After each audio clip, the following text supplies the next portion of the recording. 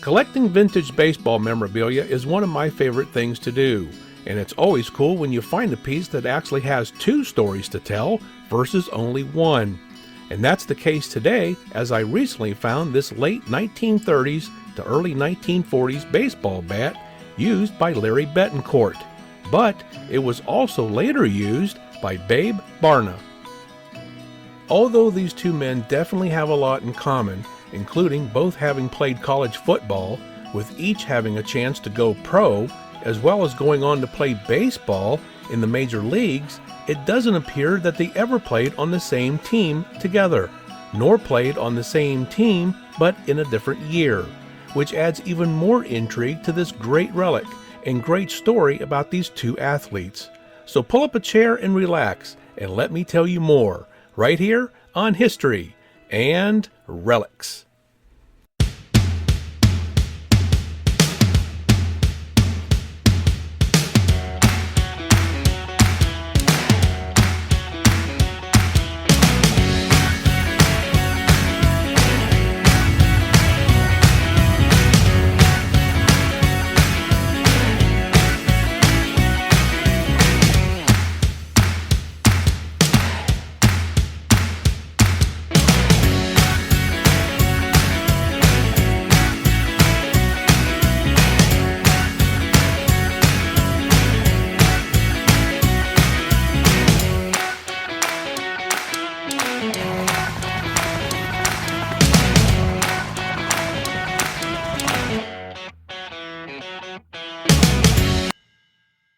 Lawrence Joseph Bettencourt was born in Newark, California on September 22, 1905. Sometime in 1924, Larry attended St. Mary's College of California, a private college in Moraga, California, established in 1863. Larry played football for St. Mary's as the center and end. He became quite the expert rusher and punter as well. He and future College Football Hall of Fame coach Slip Madigan helped boost St. Mary's to national prominence in 1927 with a record of 7-2-1. The Galloping Gales, as they were called, won the Far Western Conference Championship and outscored all opponents by a combined total of 155-28. Stanford University lost only 2 games that same season, the first to St. Mary's 16-0.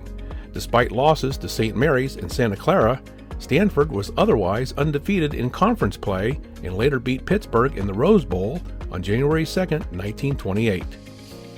During his 4-year varsity career, Larry helped St. Mary's post a record of 33-5-2. He scored 12 touchdowns, most of them on blocked kicks. He was a third-team All-American in 1926 and a consensus pick in 1927. As a senior center in 1927, he blocked punts in 6 consecutive games. Additionally, he was selected by the Associated Press as a first-team member of the 1927 All-Pacific Coast football team. After graduation, Larry, now 22 years old, was approached by Major League Baseball. He signed a contract with the St. Louis Browns in 1928 for $6,000. That's nearly $112,000 today, which was a major league record for a rookie fresh out of school. He was signed first as an outfielder and later as a third baseman.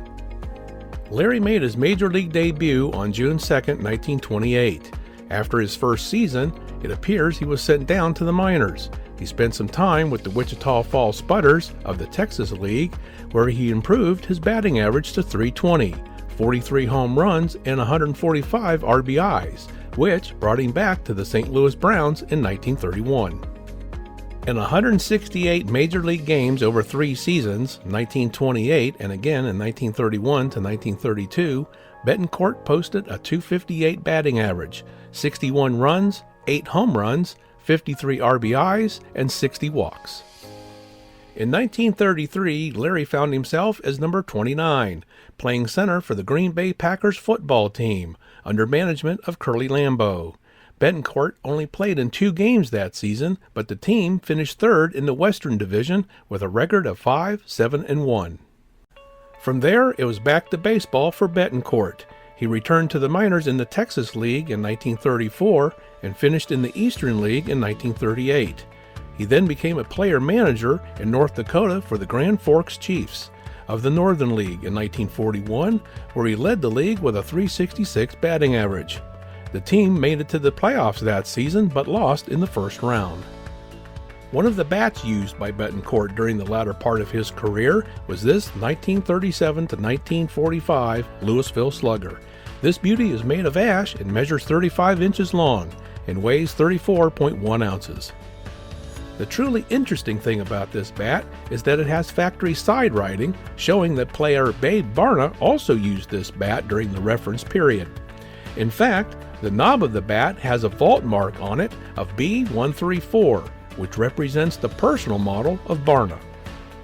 It was commonplace for players to send their preferred bat model back to the factory to request models of the same type. The model returned could be that of the player himself, or, like the subject bat, another player's model bat the sender wished to try. In this case, Barna used Bettencourt's bat, then sent it back to the factory to have others made like it for himself. We're not quite sure how Barna came into possession of Bettencourt's bat, as it would seem that while they had a lot in common, they were on opposite ends of the geographical map. But nonetheless, it certainly puts two great players together for an even greater story to be told. As for Barna, he was born Herbert Paul Barna on March 2, 1915 in Clarksburg, West Virginia. He graduated from Bridgeport High in 1934. From there, he attended West Virginia University, where he was an outstanding three-sport star from 1934 to 1937. During the 1934 Mountaineer season, Barna suffered a broken leg in the final game of the year, but recovered in time to play baseball in the spring as a first baseman and outfielder. On the diamond, Barna was the most feared hitter on the team. In 1935, Babe batted an eye-opening .440, eighth best in West Virginia University history, followed by an even more incredible .452 in 1936. His college career average was .408.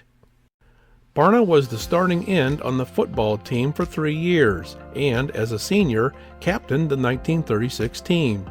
Barna was the primary go-to man for Mountaineer quarterback Kelly Moan. The two led West Virginia U to a 6-4 record in 1936, the school's first winning season in 6 years. In a 40-6 rout of Cincinnati, Barna caught a then school record 3 touchdown passes from Moan. Babe also played 3 seasons of basketball for the Mountaineers from 1935 to 1937, earning 2 letters and averaging 4.9 points per game at center. West Virginia U posted basketball records of 14-5, 16-6, and 16-8, or 46-19 overall during his career. After the 1937 baseball season ended, Barna was offered to play professional football for the Philadelphia Eagles by Bert Bell. He was the 61st pick in the 7th round of the NFL Draft in 1937. However, baseball scout Ira Thomas of Connie Mack's Philadelphia Athletics had gotten to Barna first. He signed a contract to play baseball and elected not to become a 2-sport pro for fear of suffering an injury that would cost him his baseball career. That fear was spurred when his older brother Arthur was seriously injured in a high school football game where he contracted gangrene and later died from the infection. Babe's first major league game was at Shibe Park against the St. Louis Browns. He played first base, the only time in the majors or minors that he played anything other than outfield. He had 3 at-bats, striking out once. His next 4 appearances were in September as a pinch hitter. His first base hit came on September 23rd in a game against the White Sox. Barna started and closed the season with Philadelphia in 1938, hitting just .133, although most of the season had been spent in the Class A Eastern League, playing for Williamsport and hitting .302. Barna trained with the Athletics for most of the spring of 1939, but was optioned to the Chattanooga Lookouts in April, where he played in 145 games, had 92 runs, 20 home runs, and hit for .317. The Memphis Chickasaws took over his contract in 1940, where he achieved similar stats as seen in 1939. Babe was sold to the Minneapolis Millers before the 1941 season. He led the league with 29 stolen bases, was second in home runs with 24, had 105 RBIs, and was batting .336 when, on July 22nd, the New York Giants purchased his contract. In his first game with the Giants, he hit a home run, but played in only 9 more games after that for the rest of the season.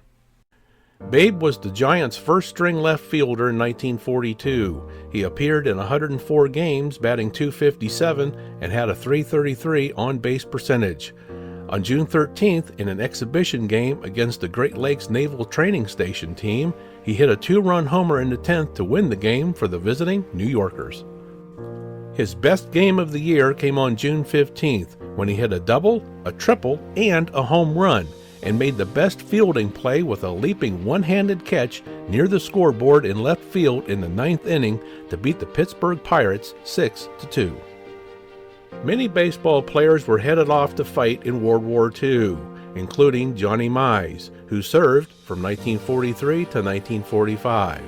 During this time, the Giants placed Barna at first base during spring training, an idea that he wasn't too keen on and where manager Mel Ott wasn't too impressed. So Barna was placed in left field. Just before the trading deadline was set to expire in 1943, the Giants dealt Babe to the Boston Red Sox for left-handed pitcher Ken Chase. Barna kicked off a 9th inning rally in his first game for Boston, hustling to make 2 bases and scored the winning run. On June 20th, he hit a 2-run homer over the right field wall in Philadelphia to boost the Sox to a 6-5 win. However, Babe was pretty much ineffective for the Red Sox, batting just .170 with 10 RBIs in 30 games. For the season, the Red Sox finished 7th, and the Giants finished 8th. But Barna didn't make it to the end of the season as he was released outright to the Louisville Colonels in July for outfielder Robert Emmett O'Neill. Barna played for Minneapolis in 1944 and 1945, batting .298 and .309 respectively. Barna stayed with Minneapolis for the first 3 post-war seasons as well, 1946 through 1948, before signing with the Nashville Volunteers in 1949, where he helped the team to win a pennant. He was then traded to the International League's Baltimore Orioles in December 1949, but was back in Nashville in 1951, where he led the league with an average of .358, 19 home runs, and 94 RBIs. Barna's final season in professional baseball was 1952, playing for the AA Toledo Mud Hens, who became the Charleston Senators later that same season. The team finished in last place, although Babe's 72 RBIs were more than double the production of all but 2 of his teammates. In early 1953, the Charleston club sold Babe's contract to Lincoln, Nebraska, in the Western League, but it was reported that he was entering into a business venture with the Mud Hens manager, Raleigh Hemsley. Together, they formed a private social club called the B&H Sportsman Club in Charleston.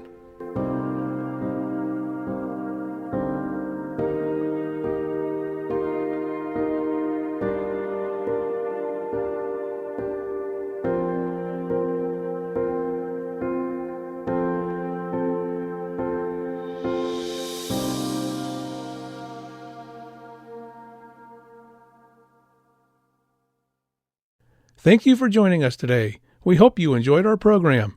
If you like our content, we ask that you give us a thumbs up, a like, share with your friends, subscribe to our channel, and ring that notification bell so you always know when our new content is published. And all of this costs nothing, but means a lot to us and keeps us growing. You may also leave us a tip if you choose. The address is provided here on your screen, and a link is provided in the description area below. So until next time, everyone, this one is history.